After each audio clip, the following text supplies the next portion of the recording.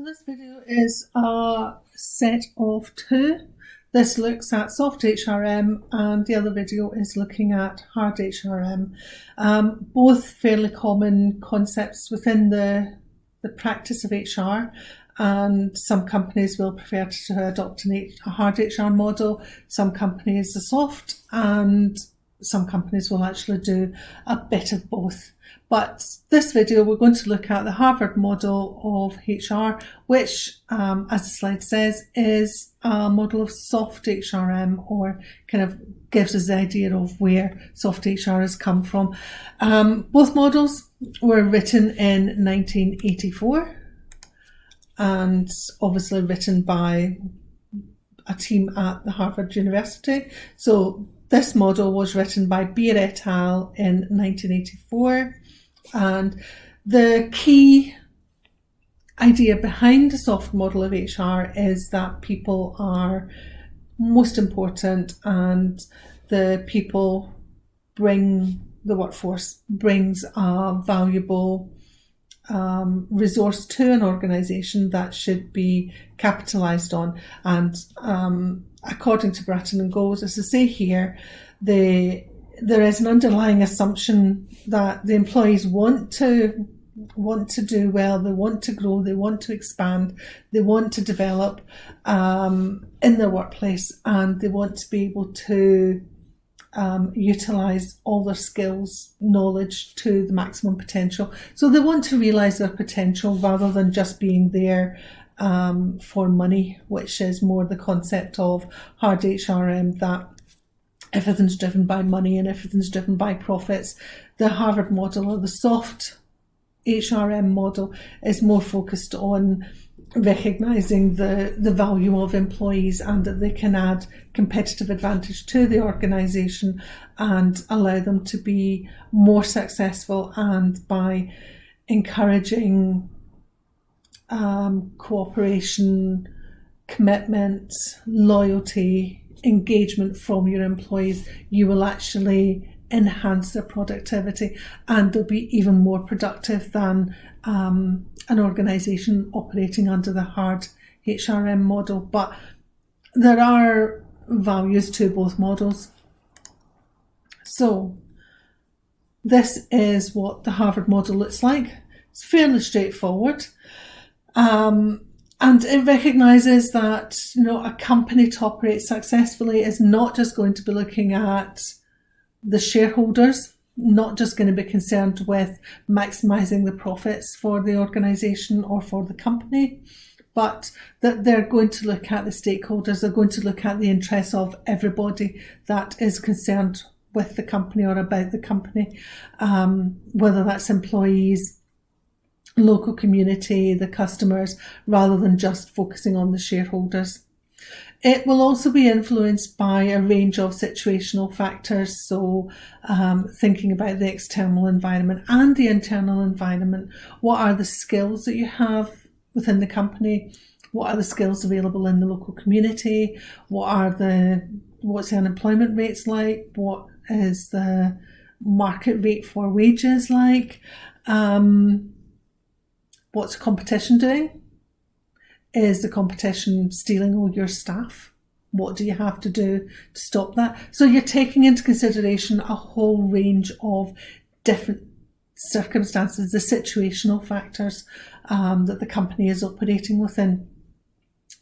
And taking all of those different things into consideration, the HR department will then design the HR policies that are going to be put into practice within the organisation. So once you know what the situational factors are, once you know what the interests are of the stakeholders, including your employees, you're going to develop HR policies that are going to reflect those factors that I've just discussed. And once you decide on your policy choices, once you decide what the policies are going to be, you can then link that to the HR outcomes. So if you want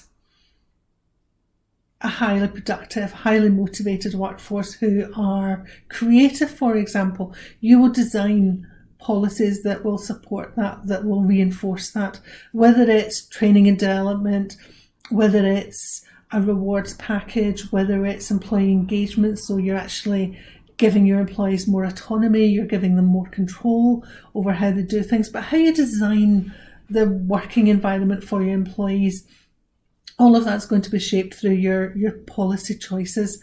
And the long-term consequences will be things like productivity. So although the hard HRM model focuses on productivity, so does Harvard. The Harvard model is also going to look at productivity, but it's also going to look at what are the factors that might encourage the employees to want to go that extra mile. What are the factors that will make the employees that will drive them to be more productive, that will drive them to go that extra mile. So it may not be financial rewards that are going to motivate them this time. It could be the sense of a job well done, being recognised for what they're doing, having control over how they do their job. All of these things will have an influence as well. So the idea is that you're going to look at a much wider range of HR policies and procedures, and this is probably going to be linked more into the high performance work practices that is looked at elsewhere. So the long-term consequences will be that you've got a highly motivated, highly engaged workforce that are going to be much more productive and can be maintained long-term. So that's the idea with the Harvard model, the soft models of HR. It's much, much more focused on getting the most out of the employees by recognising that they have interests and trying to be concerned about what it is the employees are looking for. So this concern for people is very important. So you're looking at what do the employees want, what are the things that are going to drive them, and perhaps when you're selecting your employees, that you're making sure that you're picking people that are going to fit in with the ethos and the culture of the organisation as well. This links in with a theory of HR strategy called the resource-based view of the firm. So you're looking at your employees are special, they're unique, so they're bringing with them a set of values, a way of behaving that's going to give your company something that the competition doesn't have. So they're unique and they're difficult to replicate and reproduce. So it's something that you want to keep.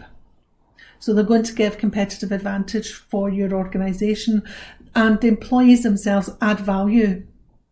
So you're really looking to see how do you maximise that? How do you tap into the uniqueness of each employee so that you're going to get the inputs that you require from them.